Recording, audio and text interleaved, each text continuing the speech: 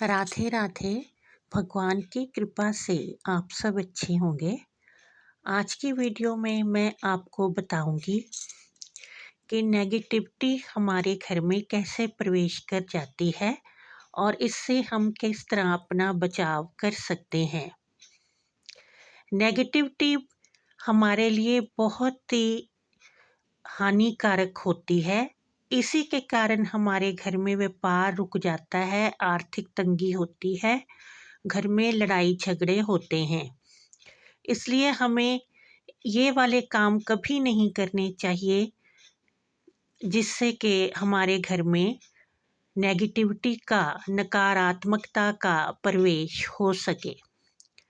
जब हम रात को कपड़े बाहर सूखने के लिए डालते हैं तो उन कपड़ों के ऊपर नेगेटिविटी स्थापित हो जाती है। फिर जब हम सुबह उन कपड़ों को अंदर लेके आते हैं तो साथ ही नेगेटिविटी हमारे घर में प्रवेश कर जाती है, क्योंकि रात को अदृश्य शक्तियाँ बाहर घूमती हैं। वो ऐसी ताक में रहती हैं कि हम किस तरह किसी के घर में प्रवेश कर जाएं और वहाँ फिर हम उपद्रव मचा सकें। इसलिए हमें रात को कभी भी कपड़े बाहर सूखने के लिए नहीं डालने चाहिए। इससे जो नेगेटिविटी है वो हमारे घर में आने का रास्ता बना लेती है। दूसरी बात है कि हमें जो बाहर पहनने वाले जूते चप्पल हैं उन्हें घर में नहीं पहनना चाहिए, क्योंकि सड़कों पर लोग शव यात्रा लेकर भी निकलते हैं और कई टोने टोटके चौराहों पर किए होते हैं। हम जो बाहर पहनने वाले हमारे जूते या चप्पलें हैं लेकर उन्हीं सड़कों पर चलते हैं, फिर हम उन्हें ही पहनकर अपने घर में घूमते हैं। ये बहुत ही गलत बात है।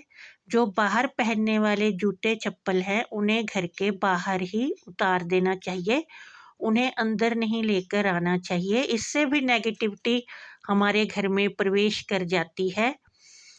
जो नकारात्मकता है वो उन जूते चप्पलों के साथ ही हमारे घर में प्रवेश कर जाती है। फिर हमारे घर में लड़ाई झगड़े होते हैं, आर्थिक तंगी होती है और वास्तु दोष भी उत्पन्न हो जाते हैं। इसलिए हमें घर पहनने वाले जूते चप्पल अलग रखने चाहिए और बाहर पहनने वाले अलग रखने चाहिए। और हमें अपने मंदिर में कभी भी खंडित मूर्तियों की पूजा नहीं करनी चाहिए। फटी हुई कथा की किताबों से कथा आरतियाँ नहीं पढ़नी चाहिए। इससे भी नकारात्मकता हमारे घर में स्थान बनाती है। हमें जो खंडित मूर्तियाँ हैं वो नदी में प्रवाह कर देनी चाहिए, और जो आरतियों की किताबें और कथा की किताबें अगर कट फट गई हैं, पुरानी हो गई हैं, तो उन्हें किसी मंदिर में रखना चाहिए। इस तरह से भी हम नेगेटिविटी का हमारे घर में स्थान बनने से रोक सकते हैं। और हमें कभी भी अपनी किचन में टूटे फूटे बर्तन नहीं प्रयोग करने चाहिए। इससे भी जो नेगेटिविटी है वो घर में फैलती है। और ना ही पुराने कपड़े गठड़ियाँ बांध बांध के रखने चाहिए, उन पे भी नेगेटिविटी अपना स्थान बनाती है। हमेशा हमें अपनी किचन में नए बर्तन प्रयोग करने चाहिए। और जो पुराने कपड़े हैं वो किसी को या तो दान में दे देने चाहिए या उन्हें किसी स्थान पर बाहर रखाना चाहिए, अपने घर से बाहर कर देना चाहिए। वहाँ से जिसे ज़रूरत होगी वो अपने आप उठा लेगा। और जो हम कपड़े नहीं पहनते हैं उन्हें पहले अच्छी तरह धो लेना चाहिए, फिर ही वो किसी को देने चाहिए। जो हमारे पहने हुए कपड़े हैं वो नहीं किसी को उसी वक्त उतार के देने चाहिए, पहले उसे अच्छी तरह धो के रखना चाहिए, फिर उसे किसी को देना चाहिए। और हमें अपने घर में कभी भी अखबार की रद्दी इकट्ठी करके नहीं रखनी चाहिए।